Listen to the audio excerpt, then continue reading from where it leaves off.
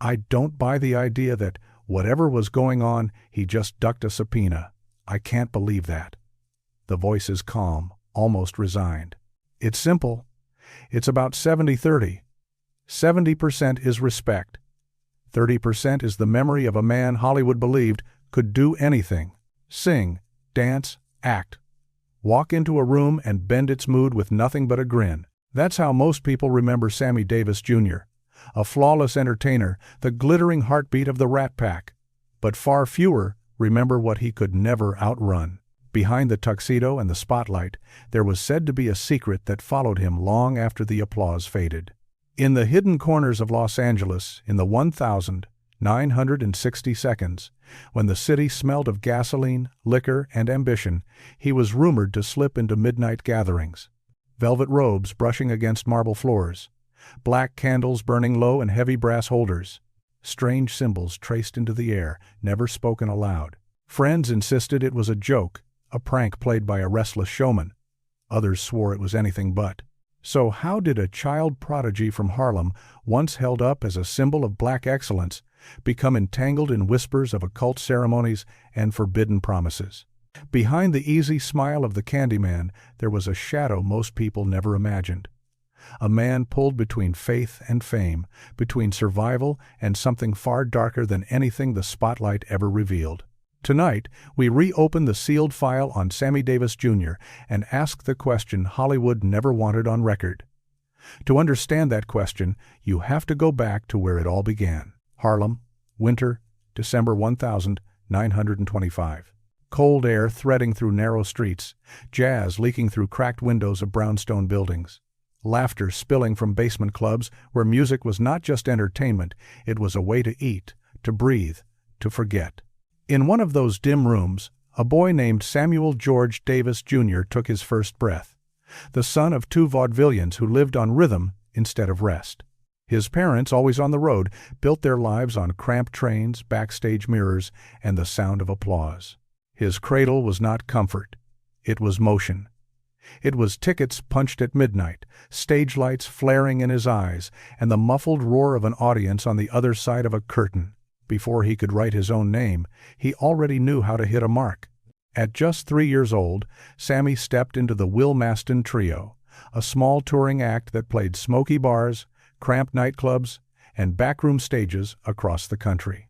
While other children lined up for school bells, he took his lessons under spotlights, learning timing instead of arithmetic, reading an audience instead of a textbook. He learned the language of a crowd, how a pause could be louder than a punchline, how a smile could deflect cruelty. On those tiny stages, the child became a showman, and the showman became his armor. The Great Depression turned entertainment into a lifeline. Work meant survival, and the trio kept moving.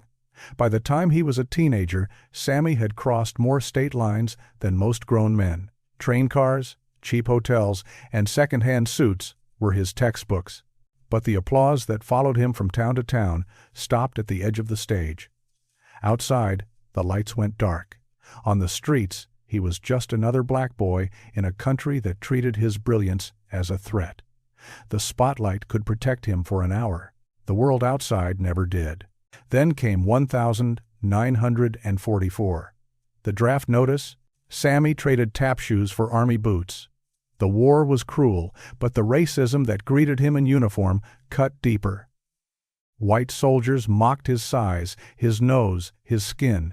They wrote slurs on his locker. They broke his nose. They beat him for existing in the wrong body in the wrong barracks. One night, out of options, he fought back the only way he knew how, not with fists, but with performance. He sang, danced, and joked for the same unit that had tormented him, and for the first time, the beatings stopped. The army had become a twisted kind of stage, and it taught him a brutal lesson. Performance could be both shield and weapon. He learned how dangerous it was to be seen and how powerful. After the war, America shifted. So did Sammy. He returned to the Will Maston Trio, sharper now, his style honed by pain and discipline. His timing was perfect, his charisma impossible to ignore. It didn't take long for the industry to notice. Frank Sinatra saw him first, not just as a dancer, but as an event, a phenomenon wrapped in a 5'5" frame. Sinatra recognized something in him, a refusal to surrender. By the mid-1950s, Sammy Davis Jr. had already broken one of the toughest barriers in American show business. He became the first black entertainer allowed to headline in segregated Las Vegas, a triumph carved into neon and cigarette smoke. But that victory came with a cruel twist. He could command the stage, sell out rooms, and make casinos a fortune, yet still be denied the right to walk through the front door or sit at the tables he filled. He smiled for audiences who weren't allowed to dine with him. He dressed for rooms that refused him basic respect. Still, he kept going. One show, then another. One barrier shattered, and then the next. Eventually, Hollywood was forced to bow and call him what he had already proven: he was Mr. Show Business. Then came the Rat Pack. Sinatra, Dean Martin, Sammy, kings of the night. They drank together, gambled together, turned the Las Vegas Strip into their private kingdom. Their banter was legendary, their chemistry effortless. But behind the tuxedos and the clinking glasses stood a man still negotiating for his place in a world that cheered his voice while questioning his very presence. By 1972, the Candyman had turned him into a household name. Children hummed his chorus. Presidents reached for his hand. He had become more than a star, he was an institution. Yet, underneath every standing ovation, there was said to be a quieter truth. The man the world adored was still shadowed by something he couldn't quite name. The higher the curtain rose, the heavier the doubt became. Somewhere between the applause and the empty hotel rooms, Sammy Davis Jr. started asking himself a question that would haunt him. What had he traded to be loved by everyone? And what parts of himself had been left behind, somewhere in the dark? Hollywood in the late 1960 seconds was a fever dream, a city hallucinating on its own power. Money, sin, and influence all wore the same cologne. It was the age of rebellion, of psychedelics, of doors that stayed closed to the public and wide open for stars, chasing a truth that traditional religion no longer seemed to give them. Inside that glittering chaos, Sammy Davis Jr. reportedly found something darker than fame. According to a Rolling Stone report published on August 4, 2024, he became entangled with the Church of Satan, led by the infamous showman priest Anton LaVey. Witnesses claimed that in 1968, at a mansion perched high above Los Angeles, Sammy attended what insiders called a night of power. Guests, they said, wore black robes lined with scarlet. Candlelight flickered against polished gold mirrors. Between jazz records and whispers that sounded like Latin, he was introduced as Brother Sammy, a celebrity initiate in what some described as a cult for the powerful and the curious. To the public, he remained the smiling man singing "The Candy Man," selling sweetness and charm. Behind closed doors, according to those stories, he was chasing something different.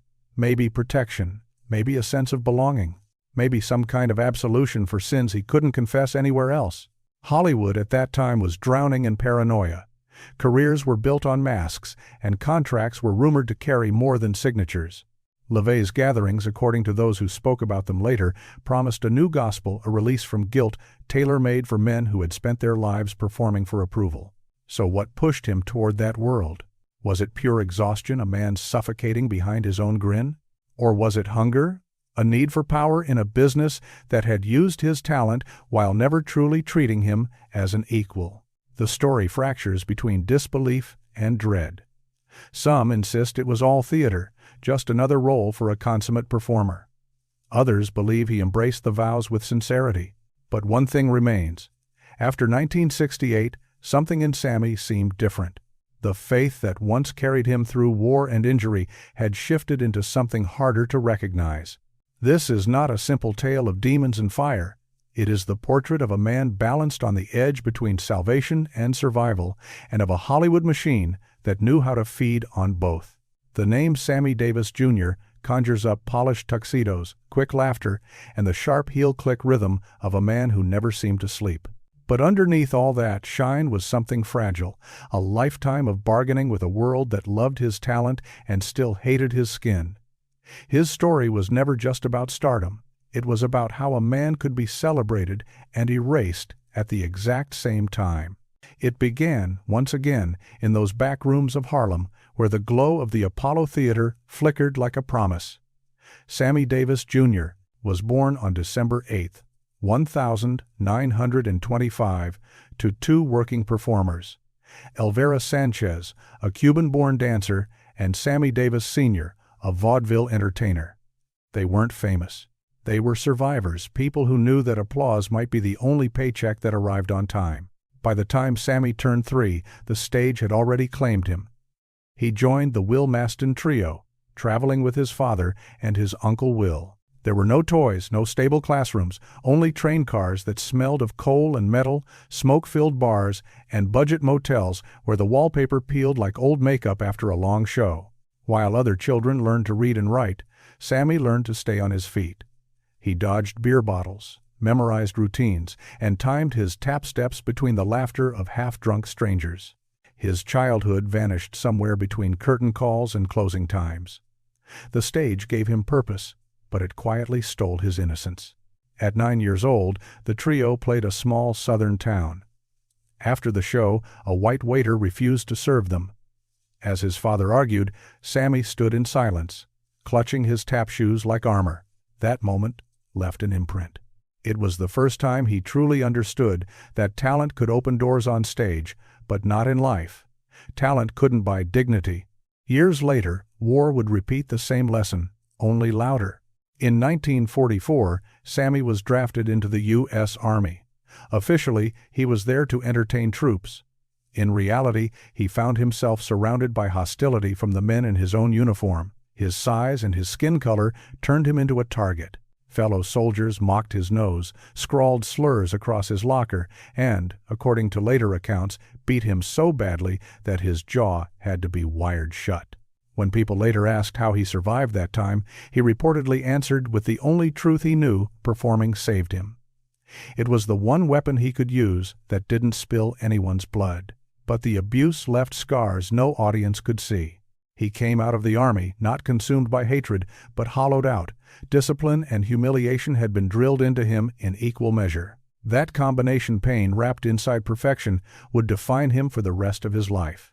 When the war ended, the world felt new, and Sammy was determined to claim his share of it.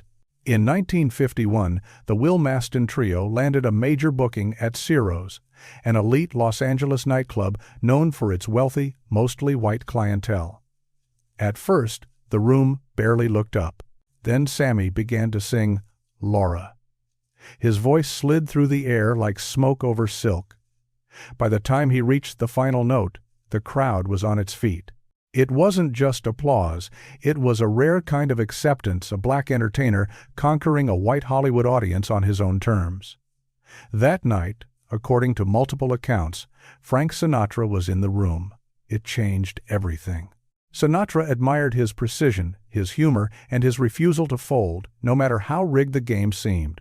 The two became inseparable, the white superstar and the black prodigy, a duo who could crack the ceiling of American racism with a joke, a song, and a shared drink. By the late 1952, Sammy was now a central figure in the Rat Pack alongside Dean Martin and Sinatra. Their shows ruled Las Vegas. They gambled, they drank, they paraded through casinos like kings.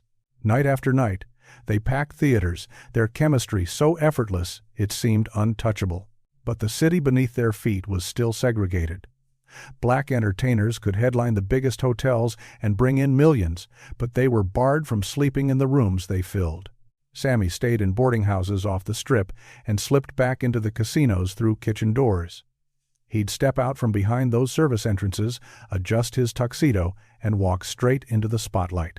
The smile by then was reflex, a mask he'd learned to wear better than anyone. Then came 1954, the year death came close enough to smell. On November 19th, driving back from a show in San Bernardino along Route 66, Sammy's car collided head-on with another vehicle. The crash shattered his face and destroyed his left eye. When he woke in the hospital, bandaged and terrified, the first question he asked was whether he could still sing. The second question, he reportedly whispered, was whether God was punishing him. As he struggled to walk, to dance, to find his balance again, he turned deeper into religion. The idea of one true faith soothed him at first, but the more he read, the more contradictions he saw. A visiting rabbi told him stories of Judaism, of exile, endurance, and a people who survived by stubbornness and covenant. Those stories felt familiar. Sammy saw himself in them, a man pushed out yet still standing. By 1955, he had converted to Judaism, saying that the Star of David reminded him of surviving through suffering. As his profile rose, so did the contradictions inside him. In 1960, he married Swedish actress May Britt. Their relationship crossed racial lines at a time when doing so was as dangerous as any stunt he'd ever performed. The backlash was immediate and violent. Death threats arrived. Studio executives warned him his career might collapse. According to reports, Frank Sinatra sent bodyguards to watch over them. The marriage endured the fury, but it carved another wound into Sammy's faith in the world. Behind every romantic ballad he sang afterward was the echo of a man punished simply for loving someone the wrong color in the wrong country at the wrong time. Still, he climbed higher. Films like Ocean's 11 and hits like The Candyman turned him into something bigger than a star. He became America's first black male superstar on a scale the country had rarely seen. But every handshake, every contract, every TV appearance came with unspoken rules. Be charming, not angry. Be grateful, not political. Be dazzling, not dangerous. Every time he smiled for the cameras, a little more of his true self slipped into the background. By the late 1,960 seconds, that smile was no longer a choice. It was muscle memory, trained through fear, pain, and repetition. And that was when the story began to warp. That was when rumors of parties, symbols, and darker loyalties started clinging to his name. That's when the storylines around him began to twist. By 1968, Sammy's lifelong search for identity and faith led him down a path few expected. Friends claimed he had started attending private gatherings hosted by Anton LaVey, the founder of the Church of Satan. A later Rolling Stone article described those nights as something between cabaret and ceremony, a strange hybrid of performance and ritual.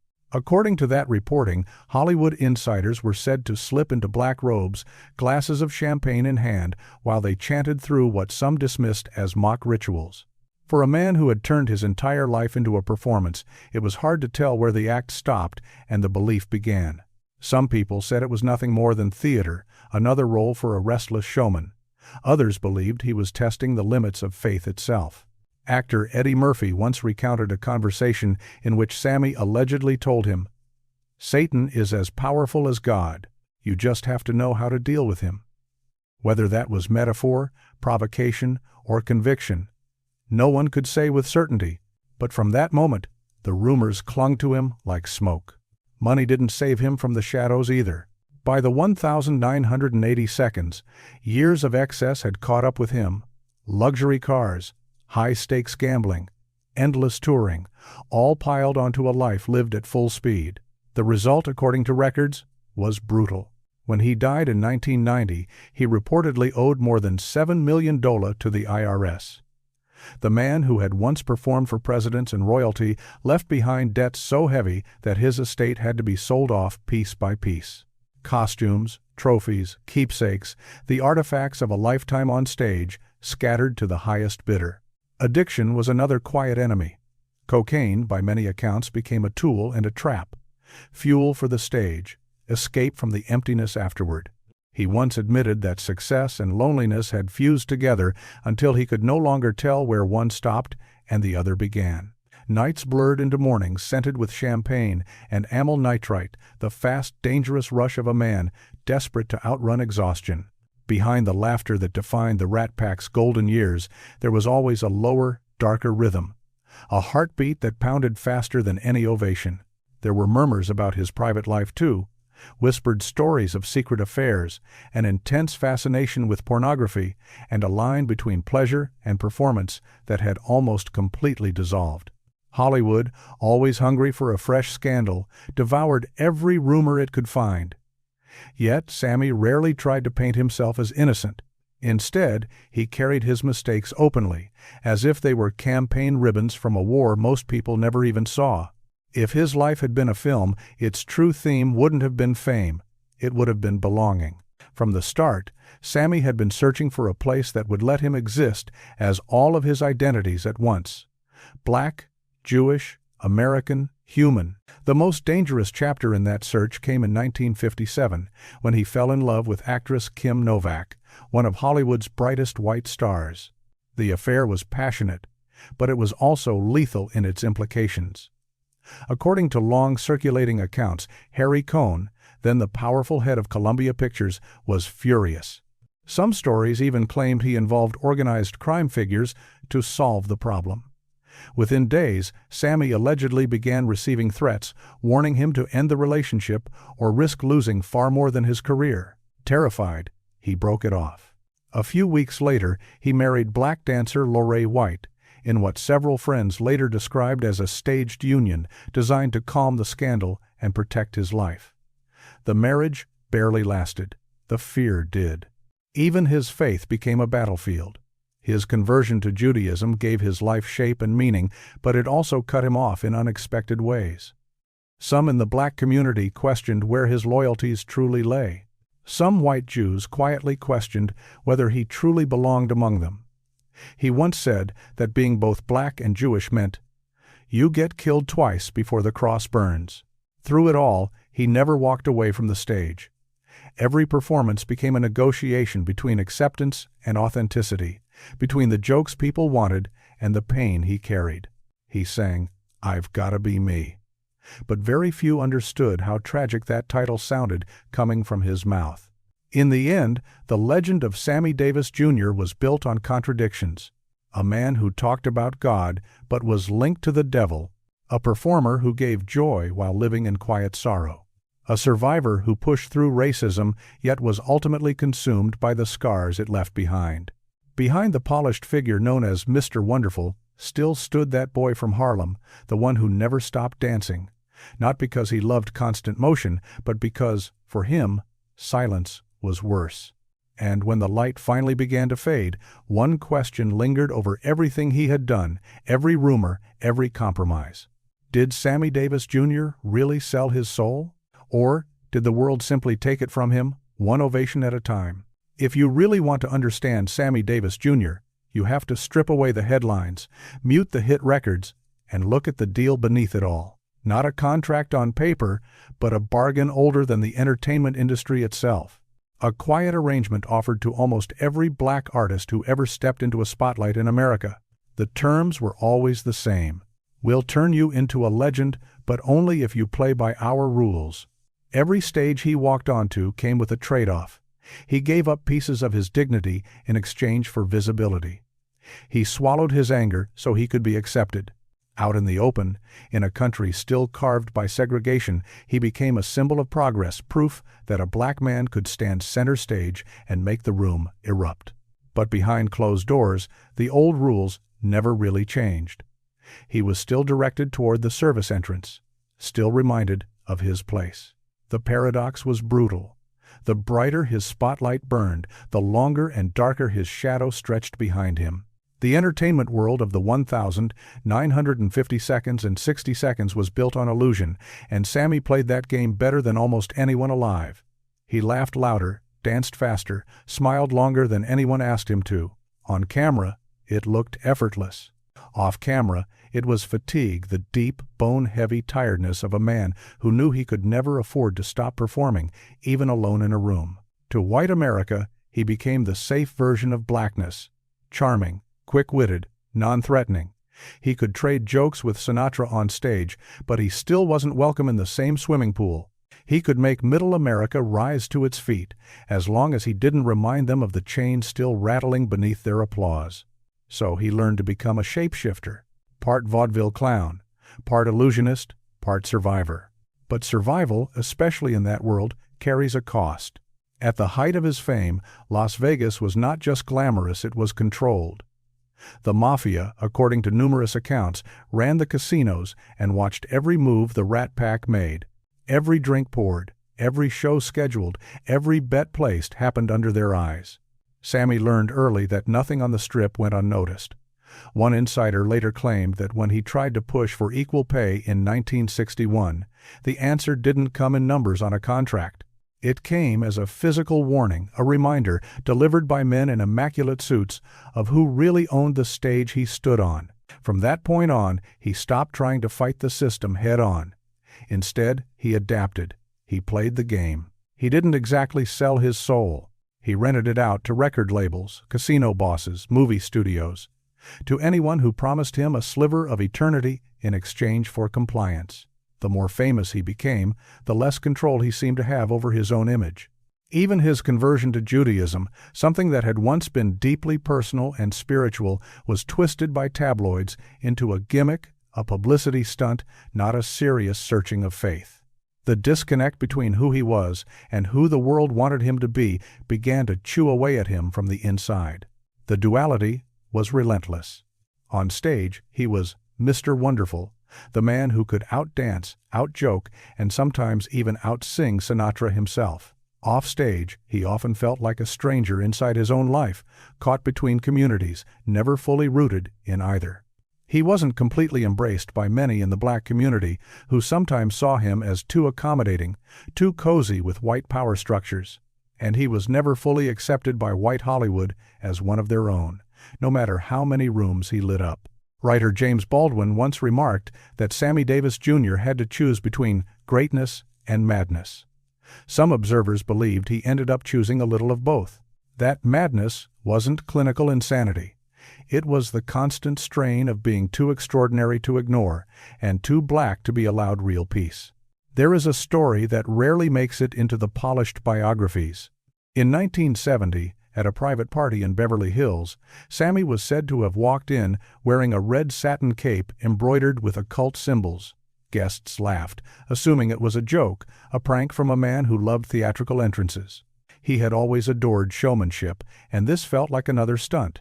But one friend later insisted the symbols stitched into that cape were not random.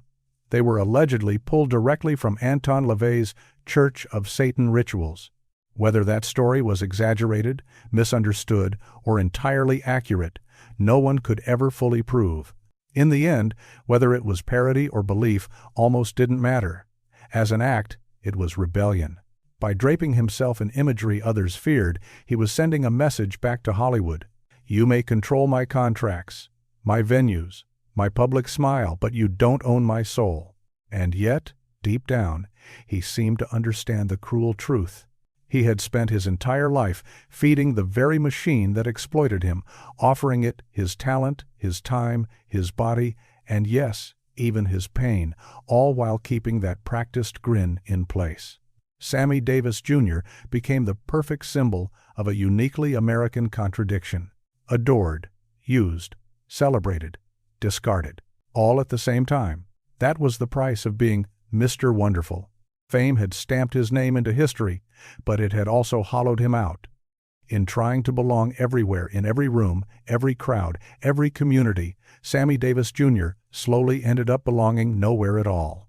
To really see who he was, you have to dim the lights of Las Vegas, mute the laughter of the Rat Pack, and stare into the machinery underneath the glamour, the gears where a man's brilliance was forged out of exploitation and shadow. He was born in an America where black men were not expected to dream, only to survive. By the time he reached the height of his fame, he had become living proof that those same men could make their oppressors stand and applaud. His rise wasn't just his own story. It mirrored the path of almost every black entertainer who crossed the invisible line from survival to spectacle, from the minstrel shows of the 1,920 seconds to the Rat Pack stages of the 1,960 seconds. So when people whispered that Sammy Davis Jr. had made a deal with the devil, they weren't entirely wrong, just imprecise. The devil in his life was never a horned figure in a red cloak. It was the system itself. The Church of Satan meetings, the parties, the symbols, all of that, according to many accounts, was a kind of theater. What felt more real was the spiritual bankruptcy that fame demanded from him day after day. The true devil in Sammy's story was the seductive promise that you can have everything, money, power, adoration, as long as you stop asking who you really are. He was not alone in facing that paradox. Every major artist who rose during the civil rights era walked the same tightrope. To be visible, they often had to scrape away parts of their identity. To be loved, they had to act innocent while carrying the weight of guilt, anger, and generational trauma. In a way, Sammy Davis Jr. became one of the first celebrities to turn that unspoken contract into performance art. His alleged presence in occult circles was not only defiance, it was a kind of confession. The rituals, the costumes, the whispers in darkened rooms, they could all be read as metaphors for what the entertainment machine had already done to him. He had become both priest and sacrifice, officiating at the altar of fame while quietly mourning everything it had taken from him. Viewed through that lens, the idea of his pact with Satan becomes almost poetic. A man so desperate to reclaim his soul that he symbolically sells it again, but this time on his own terms. There is a strange irony in that. The same forces that oppressed him also made him unforgettable. His pain, his compromises, his contradictions, these are the very reasons his name still echoes through history. Sammy Davis Jr. may have lost pieces of himself in order to survive, but in the process, he carved out a legacy that cut across both race and religion. In the vast theater of American entertainment, he wasn't simply a villain or a saint. He was a mirror. He reflected back the brutal truth of the system, how it turns mortals into gods, then devours those gods to feed the next wave of stars. In the end, the pact was never really about Satan. It was about the bargain every artist risks, making the moment they let fame stand where faith used to be. By the end of the 1,980 seconds, Sammy Davis Jr. was no longer just a star.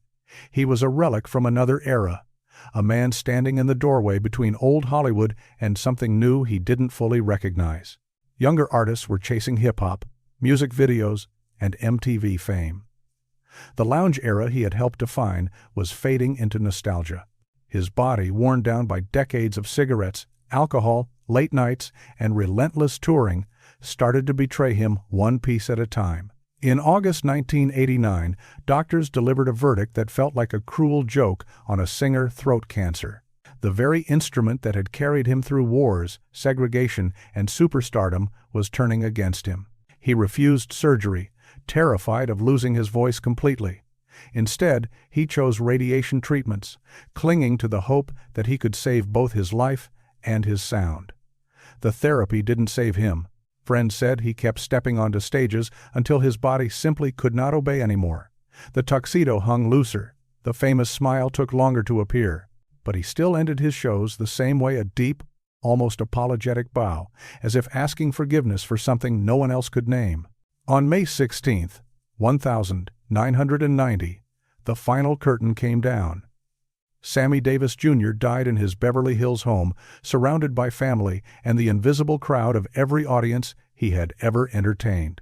When the news broke, headlines called him the last great showman.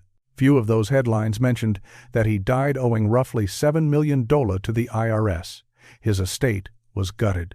Jewelry, awards, costumes, and personal memorabilia went up for auction. His life dismantled into lots and catalog numbers. Then something stranger began to happen. As biographers revisited his story, old whispers rose back to the surface. The parties, the symbols, the rumored pact. One former assistant claimed Sammy kept a locked trunk in his dressing room for years, a trunk allegedly labeled The Agreement. No one ever saw inside it. After Sammy's death, that trunk, if it existed, vanished. Maybe it was real. Maybe it was nothing more than a story. Another illusion crafted around a man who had spent his entire life turning illusion into art. But whether myth or memory, The Agreement became the perfect final chapter, a reminder that some parts of Sammy Davis Jr. were never meant to be neatly explained. In those last months, as he faced the end he had outrun for so long, he reportedly turned back to prayer. Not to LaVey's theatrics or to whispered rituals in candlelit rooms, but to the God he had been searching for since that car crash in 1954. He put his Star of David back on the same one he'd worn after the wreck that took his eye. It hung over his hospital bed, catching the light in the quiet afternoons. Maybe that was his real covenant all along, not with darkness, but with survival. When the spotlight finally went out, the legend that survived was not the cartoon image of a man dancing with the devil. What remained was the truth of a soul that had spent a lifetime trying to be seen, even if it meant walking straight through the shadows to get there. Because in the end, Sammy Davis Jr. didn't really make a pact with Satan. He made a pact with us, the audience. And he kept his side of that bargain until the very last curtain call. When that curtain fell, the applause didn't vanish. It just turned into silence. But even that silence wasn't empty. It speaks through every photograph, every recording, every grainy film clip where he whirls under the hot glare of a spotlight, moving like a man trying to outrun his own shadow. He was more than a performer. He was a living contradiction. A black man who helped crack the walls of segregation by entertaining the very people who had built them. A devout Jew who, according to some accounts, flirted with symbols of darkness. A devoted Rat Pack brother who never fully belonged to the world that embraced his friends. He was both the pioneer and the price of progress. Decades after his death, the legend of the pact refuses to disappear. People still ask, was it real? Did he truly sign something, say something, cross a line? Maybe not.